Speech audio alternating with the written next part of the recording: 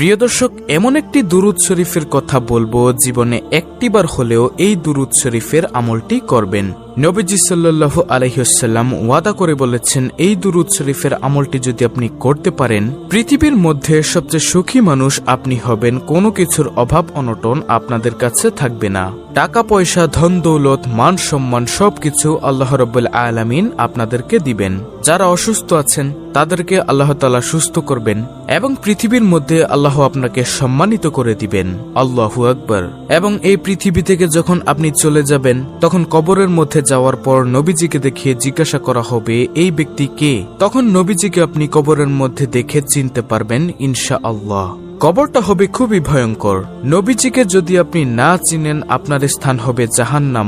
আর আপনি এই দুরূদ শরীফের আমলটা যদি করতে পারেন, তাহলে অবশ্যই নবীজিকে কবরের মধ্যে দেখে চিনতে পারবেন এবং বলতে পারবেন, ইনিই হচ্ছে আমার নবী, বিশ্বনবী, আখিরি নবী, নবী মুহাম্মদ সাল্লাল্লাহু আলাইহি ওয়াসাল্লাম। এত পাওয়ারফুল এই শ্রেষ্ঠ দুরূদ শরীফটা। তাই আমি আপনাদেরকে এই শ্রেষ্ঠ দুরূদ শরীফের আমলটা সম্পর্কে বলে দিব। কবরের মধ্যে আপনাদের কোনো ভয় থাকবে না। এবং যেই হাসরের ময়দানে মানুষ হাহাকার চিৎকার করবে, এই হাসরের ময়দানেও আপনাদের কোনো ভয় থাকবে না। এবং হাসরের ময়দানে আল্লাহ রাব্বুল আলামিন আপনার হিসাবটা একেবারে সহজভাবে নিবে, এই দুরূদ শরীফটা যদি আপনি পাঠ করতে পারেন, দুরূদ শরীফের আমল করতে পারেন। কিন্তু প্রিয় দর্শক, একটি শর্ত হলো, শুধু দুরূদ পাঠ করলেই হবে না, পাশাপাশি আপনাকে নবীজির সুন্নত এবং আল্লাহর ফরজ বিধানগুলো পালন করতে হবে। দেখা গেল যে আপনি নামাজ পড়লেন না, রোজা রাখলেন না, হালাল হারাম বিবেচনা করলেন না, শুধু দুরূদ পাঠ করলেন। হাসরের ময়দানে আল্লাহ রাব্বুল আলামিন আপনাকে ডাকবে, ডাকার পর আপনার চেহারার দিকে তাকাবে এবং আমলনামার দিকে তাকাবে। তাকিয়ে আল্লাহ রাব্বুল আলামিন বলবে, যাও বান্দা, তোমাকে আমি ক্ষমা করে দিলাম। তখন আর কোনো প্রশ্ন করবেন না। এই দুরূদের উসিলায় আপনি বিনা হিসেবে হাসতে হাসতে জান্নাতের মধ্যে প্রবেশ করতে পারবেন ইনশাআল্লাহ, যদি আল্লাহ দয়া দেন। তাই আমি আপনাদেরকে অনুরোধ করে বলবো, অবশ্যই দুরূদ শরীফের আমল করবেন। যে কোনো দুরূদ শরীফ পড়লেই তো লাভ, কিন্তু এই দুরূদ শরীফটা পড়লেই স্পেশাল লাভ। এটাই দুনিয়ার মধ্যেও আল্লাহ আপনাদেরকে সুখে রাখবে, সম্মানিত করে দিবে। যে সম্মানের জন্য সবাই পাগল, যে সুখের জন্য সবাই পাগল, কিন্তু জানে না যে নবীজির দুরূদের মধ্যে যে সুখ আছে। আল্লাহু আকবার। নবীজি ওয়াদা করে বলেছেন, এই দুরূদ শরীফটা আপনি একবার পড়বেন আর সঙ্গে সঙ্গে নবীজির রওজা পাকে ফেরেশতা আপনার নাম, আপনার বাবার নাম, আপনার ঠিকানা সহকারে নবীজির রওজা মোবারকে পৌঁছে দিবে এবং সঙ্গে সঙ্গে আপনার মর্যাদা আল্লাহ তাআলা 10 গুণ বৃদ্ধি করে দিবেন এবং সঙ্গে সঙ্গে 10টি রহমত আপনার উপরে নাজিল হবে এবং 10টি গুনাহ আপনার ক্ষমা হয়ে যাবে এবং 10টি নেকি আল্লাহ তাআলা আপনাদের আমলনামার মধ্যে দিয়ে দিবেন। তাই আমি আপনাদেরকে বলবো, নবীজির দুরূদ আপনারা বেশি বেশি পড়বেন। আমি স্ক্রিনের মধ্যে বাংলাতে এই ছোট্ট দুরূদ শরীফটা লিখে দিব। ইনশাআল্লাহ আপনারা এই দুরূদ শরীফটা প্রতিদিন সকালে 100 বার পড়বেন। যদি দিনে পড়তে না পারেন তাহলে রাতে হলেও পড়বেন। আর পড়তে মনে না থাকলে কোনো সমস্যা নেই, যখনই মনে হবে তখনই আপনি এই দুরূদ শরীফের আমলটি করবেন। ছোট্ট একটি ঘটনা আমি আপনাদেরকে বলবো, দুরূদ শরীফের যে কি পাওয়ার, তারপরে আমি আপনাদেরকে স্ক্রিনের মধ্যে বাংলাতে দুরূদ শরীফটা লিখে দিব। ছোট্ট এই দুরূদটি আপনাদেরকে শিখিয়ে দিব ইনশাআল্লাহ। তো ঘটনাটি হলো, একজন বালক যুবক হজের মধ্যে গিয়ে তিনি সব জায়গার মধ্যে শুধু দুরূদ শরীফ পড়ছেন। বড় একজন আলেম হযরত নোমান শিবলি রাহমাতুল্লাহি আলাইহি তিনি বলল, হে বালক, তুমি সব জায়গার মধ্যে দুরূদ শরীফ পড়ছো, হজের মধ্যে অন্যান্য দোয়াগুলি আছে, তুমি কি সেই দোয়াগুলো পারো না? সে বালক বলল, হুজুর আমি সব দোয়া পারি, তারপরও আমি দুরূদ শরীফ পড়ি। হুজুর বলল, কেন পড়ো বালক, আমাকে বলো। তখন সে বালকটি বলল, হুজুর আপনি তো জামানার সবচেয়ে বড় আলেম এবং ভালো লোক, এজন্য আপনার কাছে বলছি, আমি দুরূদ শরীফের যে পাওয়ার, যে শক্তি দেখেছি, অন্য কোনো কিছুর মধ্যে আমি এত শক্তি, এত পাওয়ার দেখিনি। তখন সেই বালকটিকে হুজুর বলল, আচ্ছা বলো তো দেখি, দুরূদ শরীফের মধ্যে তুমি কেমন শক্তি, কেমন পাওয়ার দেখেছ? তিনি বলল, অর্থাৎ সেই বালকটি বলল, আমার বাবার সঙ্গে আমি হজের মৌসুমের সময় কাফেলার সঙ্গে আমরা হজ করতে আসতেছিলাম। আসার সময় পথিমধ্যে আমার বাবা হঠাৎ করে অসুস্থ হয়ে গেল। অসুস্থ হয়ে যাওয়ার পর আমাদের যাত্রা বিরতি করলো।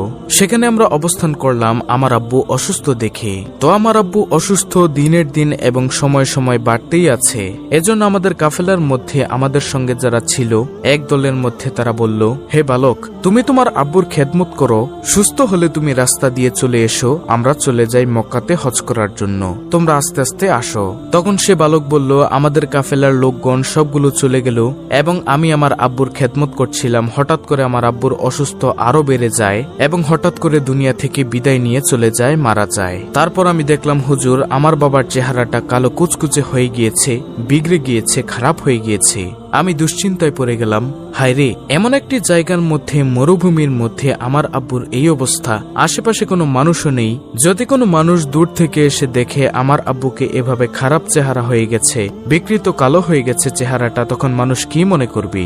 তখন তিনি অর্থাৎ বালকটি কান্না করতে করতে বাবার চেহারার মধ্যে কাপড়টা দিয়ে ঘুরে কান্না করতে করতে সেই জায়গার মধ্যেই মনের অজান্তে ঘুমিয়ে গেছে। তিনি বললেন, অর্থাৎ বালকটি বলল, আমি ঘুমের মধ্যে দেখলাম একজন সাদা জুব্বার সাদা পাগড়ি পরে আমার আব্বুর কাছে আসলো। আসার পর আমার আব্বুর কাপড়টা মুখের থেকে দূর করলো। সরানোর পরে আমার আব্বুর বিকৃত চেহারাটা, খারাপ কালো চেহারাটা, তিনি তার মধ্যে তার হাতটাকে মুছে দিলেন, হাতটাকে বুলিয়ে দিলেন, মুছে দেওয়ার সঙ্গে সঙ্গে আমার আব্বার চেহারাটা নূরে নূরান্বিত হয়ে গেল, সুন্দর হয়ে গেল, চোখ ঝলমল করতেছিল। তখন আমি স্বপ্নের মধ্যেই বললাম, আপনি কে? তিনি চলে যাচ্ছিলেন। আমি পিছনের দিক দিয়ে গিয়ে বললাম, আপনি কে বলে যান, না হয় আপনাকে ছাড়বো না। কারণ এমন কঠিন সময়ের মধ্যে আমরা বিপদের মধ্যে পড়ে গিয়েছি, আর আপনি আসলেন, এসে আমার বাবাকে সাহায্য করলেন, আমার আব্বার চেহারাটাকে আপনি সুন্দর করে দিলেন। আপনি কে? আপনার পরিচয় আমি জানতে চাই। তখন তিনি বললেন, অর্থাৎ ওই সাদা জুব্বা পাগড়ি পরা তিনি বললেন, আমি আর কেউই নই, আমি হলাম বিশ্বনবী, আখিরি নবী মুহাম্মদ সাল্লাল্লাহু আলাইহি ওয়াসাল্লাম। সুবহানাল্লাহ। তখন তিনি বললেন, আপনি কেন এসেছেন ইয়া রাসূলুল্লাহ সাল্লাল্লাহু আলাইহি ওয়াসাল্লাম? আপনি নিজে চলে এসেছেন কেন? আল্লাহর রাসূল তখন বললেন স্বপ্নের মধ্যে, তোমার বাবা দৈনিক দিনে 100 বার দুরূদ শরীফ পড়ে, রাতে 100 বার দুরূদ শরীফ পড়ে। আজকের দিনেরটা আমি পেয়েছি, কিন্তু রাতেরটা পাই না। ফেরেশতাদেরকে জিজ্ঞাসা করলাম। ফেরেশতা তখন বলল, আপনার সেই আশেক, আপনার ভক্ত যে দুরূদ শরীফ পাঠ করে, আপনার সে তো খুব বিপদের মধ্যে আছে, দুনিয়ার মধ্যে ভালো আমল করে না, এজন্য চেহারাটা পাল্টে গিয়েছিল, বিগড়ে গিয়েছিল, এজন্য রাতের দুরূদটা সে পাঠাতে পারে না। এজন্য আপনার আব্বু বিপদের মধ্যে পড়ে গিয়েছে, আমলে তেমন ভালো ছিল না, তারপরও দুরূদ শরীফটা পড়তে কখনো ভুলেনি। তার জন্য আমি রওজা থেকে চলে এসেছি, আমার প্রিয়কে, আমার আশেককে উপকার করার জন্য, সাহায্য সহযোগিতা করার জন্য। সুবহানাল্লাহ। তারপরে আল্লাহর রাসূল সাল্লাল্লাহু আলাইহি ওয়াসাল্লাম চলে গেলেন।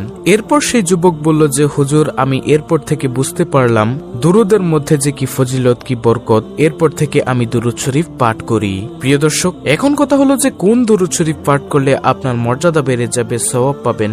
আজকে যে দুরুদ শরীফটা আমি আপনাদেরকে শিখিয়ে দিব, এটা 100 বার হলেও কমপক্ষে জীবনে পড়বেন।